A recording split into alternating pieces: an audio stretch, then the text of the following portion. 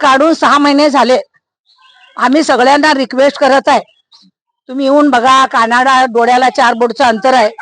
प्रत्येकांना लहान मुलं येणार. आता 4 जण पडले इकडं. आता मी नगरसेवकला विनायक कामकरला फोन करून सांगितले 1 महिन्याच्या आधी. त्यांनी म्हटले आता होतंय, तेव्हा होतंय, आता होतंय, सोमवारी येतो असं म्हणून सांगितले.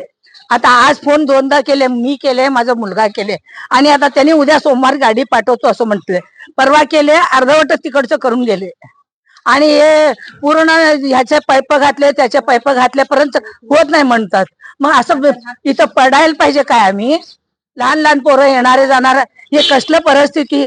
कोण नगरसेवक येऊन बघायला तर पाहिजे की नाही इकडं. त्या रवीला सांगितले तर तो माझ्याकडे नाही, ते याच्याकडे आहे असं सांगतोय रवी. पण सांगायचं काय, हे आमचं का प्रायव्हेटच आहे काय? म्हटलं तर तुमच्या घरात खड्डे पडलेत का असं विचारायला लागलेत. घरात खड्डे पडले